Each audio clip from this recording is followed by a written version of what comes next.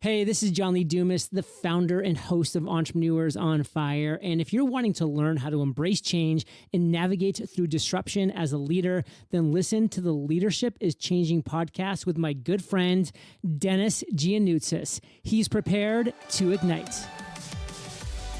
Welcome to Leadership is Changing. Each week, we and our guests provide information and insights through exploring leading change. This is taking your leadership to another level by finding the balance between executive excellence and personal well-being through stories that inspire real change. It's time to adapt in our fast-moving world when leadership is changing with your host, Denis Gianoutsos. Thank you so much for having me on. It is an absolute pleasure to be here. Awesome. Now, I always ask my guests, whereabouts are you in the world today? Beautiful Nashville, Tennessee, the country music capital of the world. Yeah, that's awesome. I would love to go there one day and looking forward to it. Now, I know who I can look up when I get there, so I'm really looking forward to it. Absolutely. I would be more than happy to be a tour guide. Excellent. Now, you and I have talked a little bit about, I've actually given the listeners a little bit of an introduction about you. Is there anything else you'd like to share about your background? No, I think I'm a curious person. And as we get into this discussion of leadership is something that I didn't really think about. It's more something I was very reluctant about. And I think it was just chosen and bestowed upon me. And I had to accept it. And so is that how you got into leadership? It was just put onto you? I think whereas most people, when they think about leadership, it becomes in the form of a job or something. Whereas for me, it became more in my personal life. When my father became ill and I'm an only child, it became something of more of me having to step up to the plate. And then during that time, I learned leadership principles that, little did I know, were going to help me in my professional life. Yep. Okay, good. That's good to know. Tell me something. You're working with people around lifestyle, health, and so forth. In the introduction to this podcast, talk about executive excellence and personal well-being. And I think to have that executive excellence, we have to be, in our optimum health as well and looking after. And what we're finding is all sorts of things. And as we go through today's discussion, I really want to tap into those different things about the health side of things, because I think it's really important for people. Everyone goes, yeah, I know, I need to do this and need to do that, but they don't do it and they pay lip service to it. So as we get into this, it's going to be really exciting to talk about it. What do you think is one thing that leaders, entrepreneurs, business owners need to understand about health and fitness? To be proactive instead of reactive. Nice. Yeah. Because if you think about this in business, and even from a company and culture standpoint, sometimes you have these little issues that come up, right? And I look at it like a crack in a dam. It's so insignificant, so small that we just overlook it and we just go about our way. And then all of a sudden, this small crack leads to massive flooding in the corporate setting and leads to massive corporate issues. Maybe you're losing some of your best employees, which is a much more expensive endeavor when you have to bring in new people as opposed to retaining the superstars that you already have. And in the health segment, I look at this like weight loss and just weight in general, where every year we hear at the holidays times, people gain about 5 to 6 pounds. That sounds like nothing because you're going to lose most of it during the next year, but you're going to have that residual effect that keeps adding up every year. So maybe I gained 7 pounds during that time, but I lose 4 of it. That's 3 extra pounds. But if we keep doing that year after year, this is where that, oh my goodness, how am I 20 pounds overweight? It happens so small that we don't notice. And this is why it's important to always be proactive instead of reactive to situations, and to always think ahead and look at your health just like you look at the stock markets and investing. You're always thinking long-term down the line. Like the decision that I'm doing today, yes, it matters today, but more importantly, what future is it creating as well? Mm-hmm. Yeah, it's really good. I love what you say there, and the proactive versus reactive, so spot on. I think it's definitely one where leaders, individuals, full stop, need to be looking at it. But as you say, it's just something that, oh yeah, it'll be all right type thing, and then it creeps up behind us and it will smack us from behind at times, and sometimes it's really either too late for some people or it's going to be a hard grind, but they just need to keep going and keep working at it, right? Yes, and it's an expensive endeavor. For me, I've seen the cost of healthcare, and when someone gets in that system and they can't get out, it's a very expensive endeavor. Just like I'm sure many of the listeners have seen just how companies can blow money just from inefficient processes that are within the company. And it's so big and bloated now that it's almost daunting to have to address this thing. So you just leave it as is, but it's massively bleeding. Yeah. Okay. Interesting. Now, what I would like to know from you is, now this person could be alive or from history. Who is your favorite leader and why? Man, it's a tough one. I have a couple people in mind, but JFK. JFK gets the nod for me. And the reason why is I like JFK because, one, I think he's one of our greatest presidents in the States. But also, I think he had a great blend of charisma, being very aspirational, but then also having a good team surrounding him to mask his deficiencies. And also, he had character flaws that are well documented. And I think that's a very accurate portrayal of all of us, that none of us, we're all flawed individuals. We all have deficiencies and things that are not so good. And that's just being human. And he had the health issues as well. And I just think overall, I think JFK does that for me. Fascinating about JFK and so forth here. Now, Julian, if you had the opportunity to sit on a park bench with him and have a coffee together, what would be one question you might want to ask him? Let's pretend that he did get assassinated and he completed his presidency, or actually even before that, even just during his terms that he did right there. I would ask him, what's the one biggest mistake that he made and what he learned from it? Yeah, I wonder what he would say. Yeah, be interesting, eh? Yeah, I couldn't even guess it. No. Just having that opportunity to sit down on a park bench and ask those kind of questions, I think is really important. And listeners, at times, life is short. If you have an opportunity to ask a leader or somebody you know that burning question that you've always wanted to ask, I would say take the opportunity to go and ask that question. Find a way to get to that person to ask questions, because we can learn heaps from it. Absolutely. I wouldn't be where I am today if it wasn't just from sending emails just to people I liked, or just talking to people just on the street, or as I go about. I lived in New York for a little bit, and just talking to people and just learning things. You would be surprised at the amount of wisdom that you can gain. If I could summarize what you just said there, probably into a word, I think it's probably curious or curiosity. Are you that kind of person?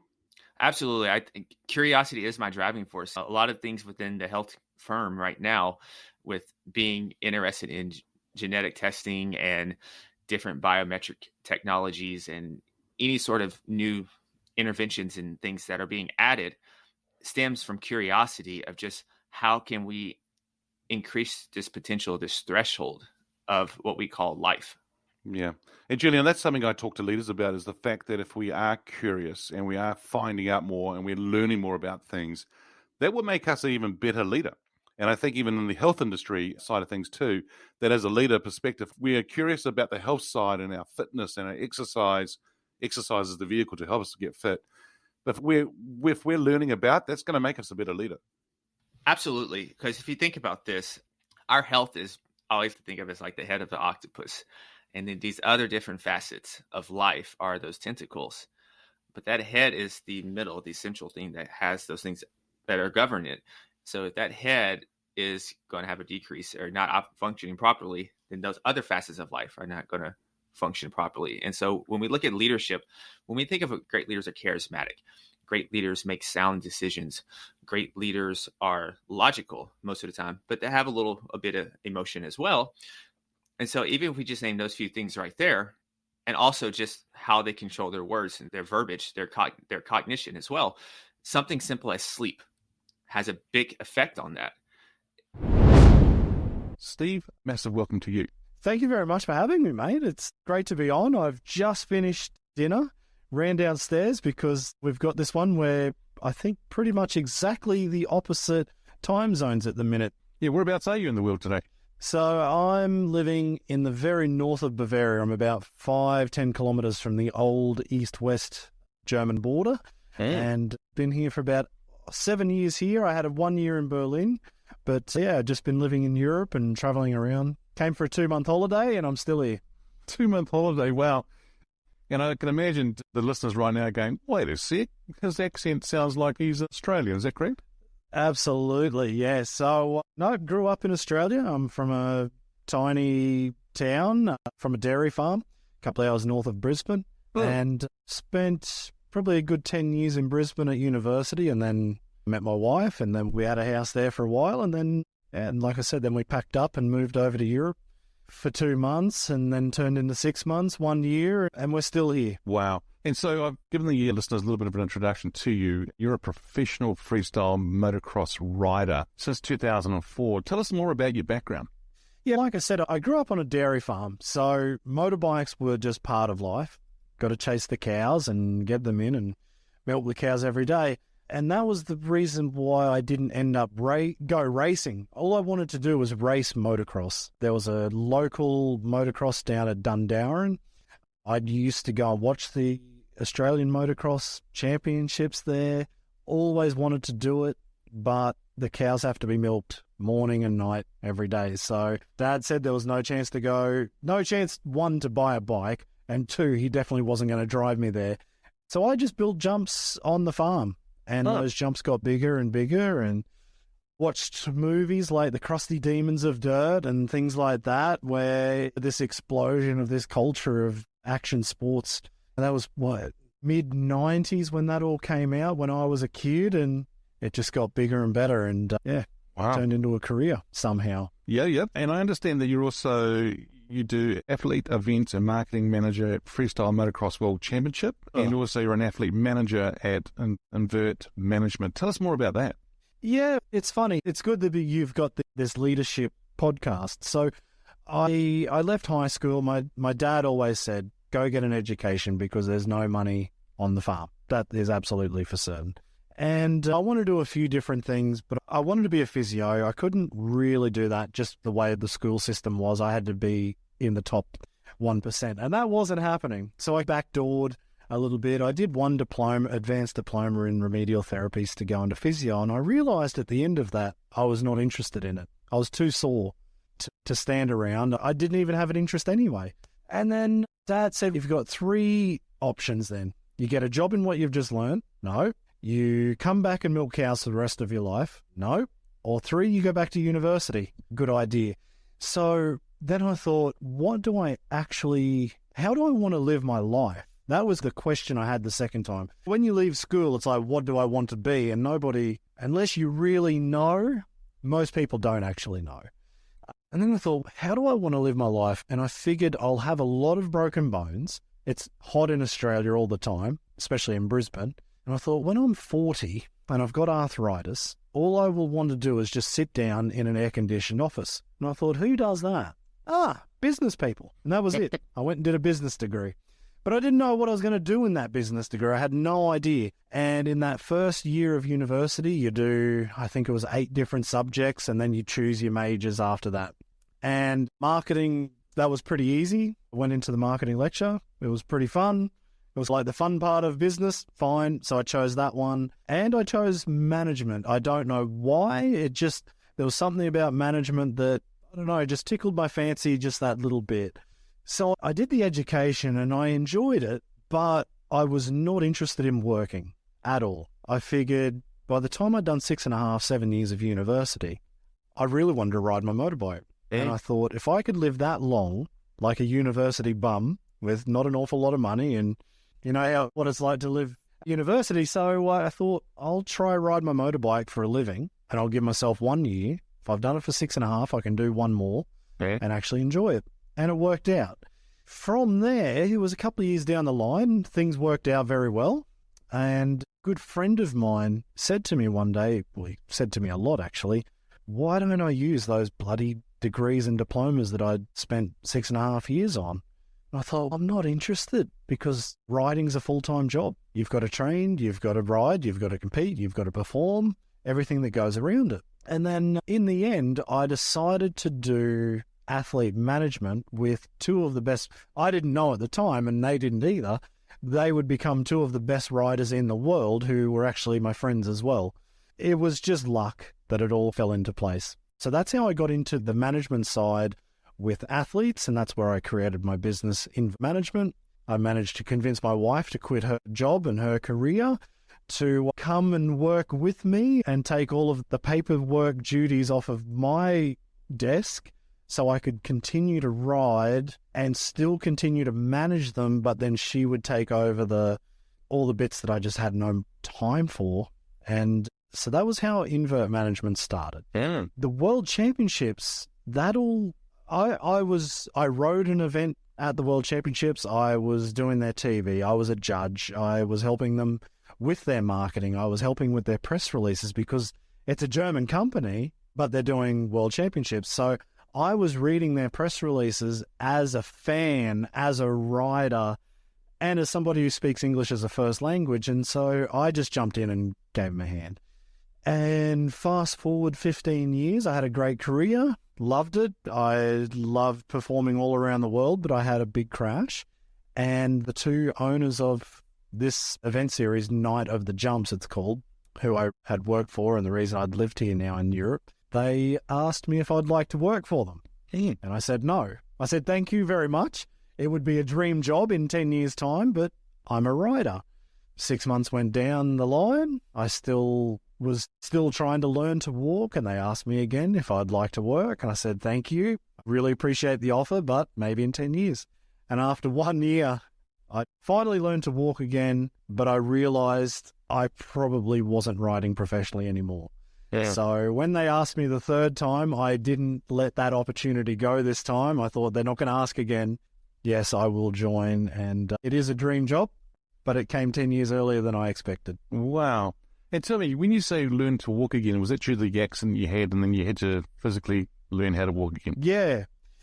I did a show in Birmingham in England, and it was a 10-day motorcycle expo, and I'd done it 1 or 2 years prior, I think. And so I knew how the show went. For me, it was a very easy show, but it's draining. We're in a small arena. We do 2 or 3 shows a day, which is no problem. Getting up early, that part, definitely I don't. But the fumes from motorbikes, I think there were 6 or sometimes 7 of us in this small area. We're doing shows, and the fumes get to you by the end of the 10 days of shows. You're just absolutely exhausted. It feels like you've been carbon monoxide poisoned almost. Anyway, I got to day 8. I thought I was fine, and turns out I was just tired. I made a mistake, and I was doing a backflip. And the one trick when I'm doing this backflip is to reach down for where you sit on the bike, and we have a hole cut out under the seat. And so normally I would grab that. Unfortunately, I was doing this backflip. I missed the grab, and I was just hanging upside down under the motorbike. And that was it. I couldn't get back on. So I had a rude awakening when I hit the ground. Wow. I managed to get up under a bit of duress. I just felt winded, but I got up, waved to the crowd. The crowd comes for the spectacle, and if there's a crash, it's always a little bit that bloodlust. I don't know. So I waved to the crowd. Yep, it was a bad crash, but I walked it off. It's okay. And turns out I broke my back in a couple of places. That part didn't matter. The broken back part was fine. What happened was I broke my hip, but I didn't know about it for another 6 weeks.